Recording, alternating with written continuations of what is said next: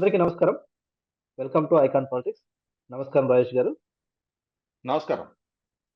Sir ముందుగా వైకుంఠ ఏకాదశి శుభాకాంక్షలు.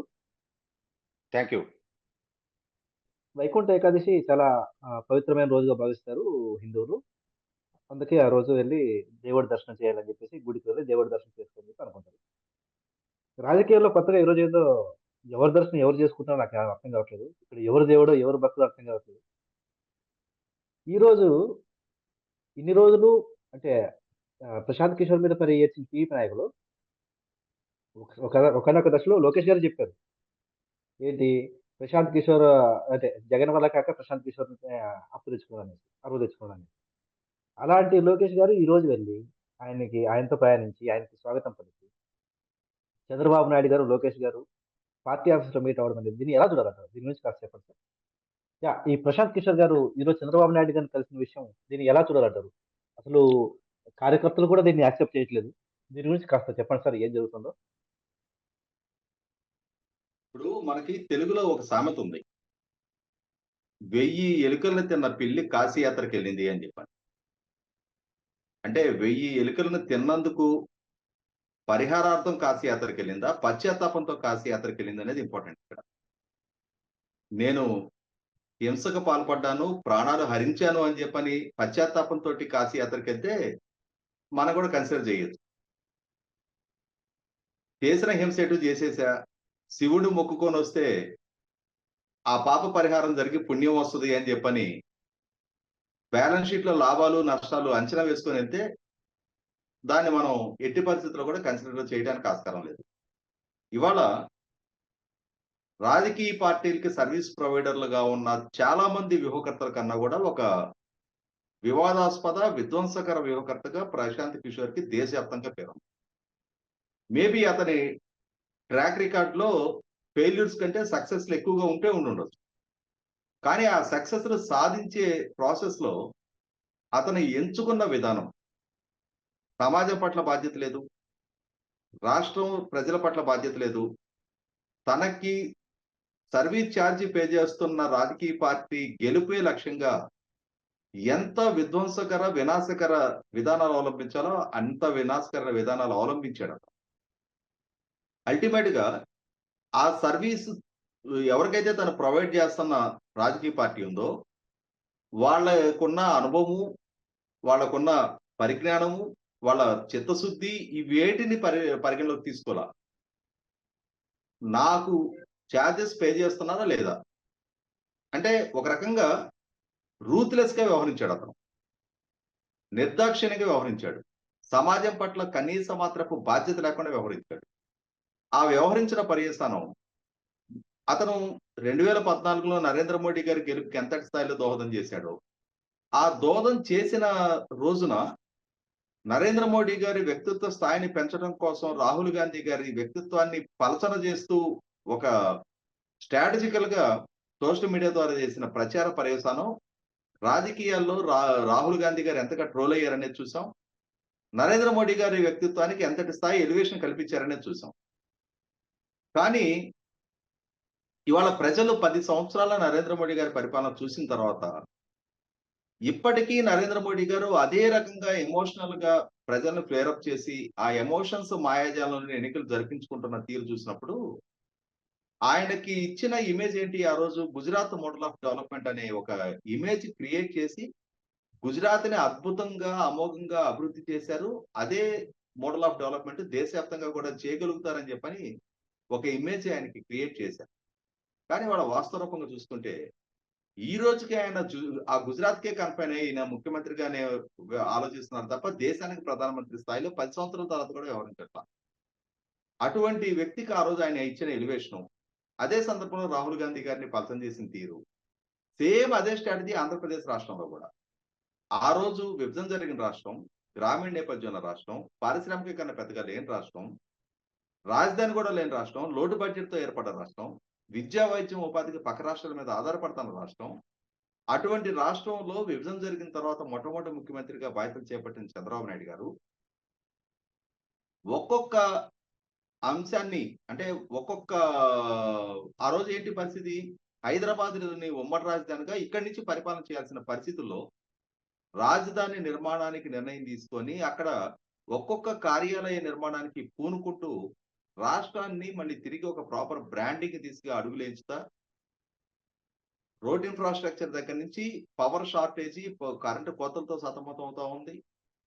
ఇటువంటి నేపథ్యంలో పారిశ్రామికీకరణ పెంచడం కోసం కావాల్సిన ఇన్ఫ్రాస్ట్రక్చర్ క్రియేషను, 24/7 పవరు సప్లై దిశగా అడుగులేస్తా తిరిగి ఆంధ్రప్రదేశ్ అనే ఒక బ్రాండింగు దేశవ్యాప్తంగా కూడా పరిచయం అయ్యే స్థాయికి ఆంధ్రప్రదేశ్‌లో కొత్తగా నిర్మాణం చేపట్టుకున్న రాజధానికి కూడా ఒక బ్రాండింగ్ క్రియేట్ చేసే ప్రాసెస్‌లో ఆయన పరిపాలన చేస్తా ఉంటే, ఇవేవి ప్రజల్లో చర్చనీయాంశం కానీయకుండా, తను సర్వీస్ ప్రొవైడర్‌గా ఉన్న వైసీపీ పార్టీ కోసం అని చెప్పని ఆ రోజు చంద్రబాబు నాయుడు గారి మీద చేసిన విష ప్రచారం. ఆనాటి ప్రభుత్వానికి సంబంధించిన అభివృద్ధి ప్రణాళికలు గాని, వాళ్ళ సంక్షేమ పథకాలు గాని, వాళ్ళ పాలనా దక్షత గాని ప్రజల్లో కనీస మాత్రపు చర్చనీయాంశం కానీయకుండా, చంద్రబాబు నాయుడు గారి మీద, ఆ పార్టీ మీద, ఆ ప్రభుత్వం మీద ఉద్దేశపూర్వకంగా ప్రజల్లో కుల విద్వేషాలు పెంచే దిశగా చర్చలు జరిపారు. ప్రచారం చేశారు. విష ప్రచారం చేశారు. ఇది కళ్ళ ముందు కనిపిస్తా ఉంది. ఆ చివరికి ఆ విష ప్రచార ప్రభావంతోటి జగన్మోహన్ రెడ్డి గారికి ఎన్నికల్లో ప్రయోజనం దక్కింది. ఆయన అద్భుతమైన మెజార్టీతో విజయం సాధించారు. కానీ ఇవాళ ఆంధ్రప్రదేశ్ రాష్ట్రం 2014లో విభజన గాయం నుంచి 2019 నాటికి ఒక ఆత్మవిశ్వాసాన్ని పోగు చేసుకున్న రాష్ట్రం. ఈ ప్రచార ప్రభావంతోటి వాళ్ళు ఆ రోజు జగన్మోహన్ రెడ్డి గారిని ఓట్లేసి గెలిపించుకున్న పర్యవసానం ఇవాళ 10 సంవత్సరాలు దాదాపుగా కాలం పూర్తిగా వస్తుంది. విభజన జరిగిన తర్వాత. ఆంధ్రప్రదేశ్‌తో పాటుగా విభజన జరిగిన తెలంగాణ అభివృద్ధి ఎట్లా ఉంది? ఉపాధి కల్పన ఎట్లా ఉంది? ఇక్కడ సివిక్ కమ్యూనిటీస్ ప్రొవైడ్ చేసుకోవడం ఎట్లా ఉంది? రోడ్ ఇన్ఫ్రాస్ట్రక్చర్ గాని, ఇరిగేషన్ ప్రాజెక్టుల నిర్మాణం ఎట్లా ఉంది? పవర్ ప్రొడక్షన్ ఏ స్థాయికి చేరింది? కానీ ఆంధ్ర ప్రాంతం ఎక్కడికి పరిమితం అయిపోయింది. వీటిని ఒకసారి పరిశీలించి చూసుకుంటే పూర్తి బాధ్యుడు దీంట్లో జగన్మోహన్ రెడ్డి గారు పాలకుడుగా ఆయనెంత బాధ్యుడో, ఆయన్ని పాలకుడుగా ఆ స్థాయిని చేర్చడంలో ప్రశాంత్ కిషోర్ కూడా అంతే బాధ్యుడు. ఇవాళ అటువంటి ప్రశాంత్ కిషోర్ ఈ మధ్య కాలంలో చూస్తున్నాం. అంటే ఇంటర్నల్‌గా జగన్మోహన్ రెడ్డి గారితోటి ఆర్థిక పరమైన ఏమైనా తేడాలొచ్చినాయా? లేదు. ఇటువంటి వాళ్ళందరినీ నేను స్ట్రాటజిస్ట్‌గా పాలకులుగా తీసుకొచ్చి, ఇవాళ కోట్ల మంది ప్రజల జీవితాలు దుర్భరం కావడానికి నేను కారకుడినయ్యాననే రియలైజేషన్ బిగినయిందా? కారణం ఏదైనా గానీ, రీసెంట్‌గా ఒక జాతీయ స్థాయి చర్చాగోష్ఠిలో కూడా అతను జగన్మోహన్ రెడ్డి గారి పరిపాలనా తీరుని, అప్పులు తీసుకొచ్చి పంచుతున్న సంక్షేమ పథకాలని, వీటన్నిటిని కూడా క్రిటిసైజ్ చేయడం మొదలుపెట్టాడు. కాబట్టి మొత్తానికి అక్కడ నిప్పులేనిదే పొగరాదు అన్నట్టుగా జగన్మోహన్ రెడ్డి గారికి, ప్రశాంత్ కిషోర్‌కి మధ్య ఏదో కొంత గ్యాప్ రాబోతుంది అనేది అర్థమవుతా ఉంది. పైగా ఇప్పటికీ జ ప్రశాంత్ కిషోర్‌కి సంబంధించిన ఐపాక్ టీమ్ అయితే ఇప్పటికీ జగన్మోహన్ రెడ్డి గారితోటే కొనసాగుతున్నారు. ఆఖరికి ప్రభుత్వ అధికారిక కార్యక్రమాల్లో గూడా వాళ్ళు పార్టిసిపేట్ చేస్తున్నారు. ఈ మధ్య కాలంలో గుంటూరు మున్సిపల్ కార్పొరేషన్ సమావేశంలో నుంచి ఐపాక్ సభ్యుల్ని ప్రతిపక్ష సభ్యుల అభ్యంతరం మీద బయటికి పంపించిన తీరు చూసాం మనం. ఇవాళ ఎమ్మెల్యేలు గూడా ఏ రోడ్డుకి శాంక్షన్ ఇవ్వాలి, ఏ రోడ్డుకి ఇవ్వవసరం లేదనేది కూడా డిక్టేట్ చేసేది ఈ ఐపాక్ టీమ్ అనే చెప్తున్నారు.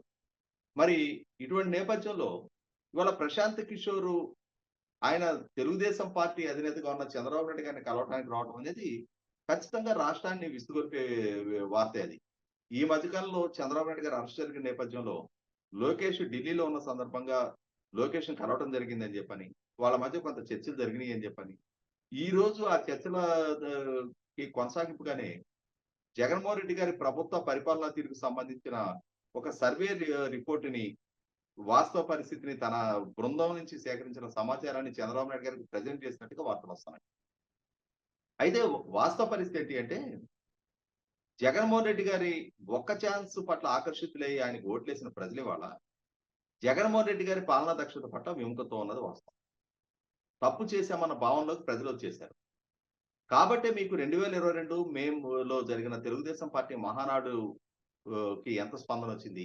ఆ తర్వాత నుంచి చంద్రబాబు నాయుడు గారు మొదలుపెట్టుకున్న మినీ మహానాడు కార్యక్రమం గాని, బాదురే బాదురు కార్యక్రమం గాని, ఇదేం కర్మ ఈ రాష్ట్రానికి కార్యక్రమం గాని, ఇరిగేషన్ ప్రాజెక్టుల విధ్వంసం కార్యక్రమం గాని, ఇసుక సత్యాగ్రహం కార్యక్రమం గాని, విజన్ 2047 డాక్యుమెంటరీ రిలీజ్ సందర్భంగా గాని, అదే సందర్భంలో నారా లోకేష్ సంకల్పించుకున్న యువగళం పాదయాత్ర గాని, పవన్ కళ్యాణ్ గారు సంకల్పించుకున్న వారాహి యాత్రలకు గాని ప్రజల నుంచి ఎటువంటి స్పందన వస్తుందో చూస్తున్నాం.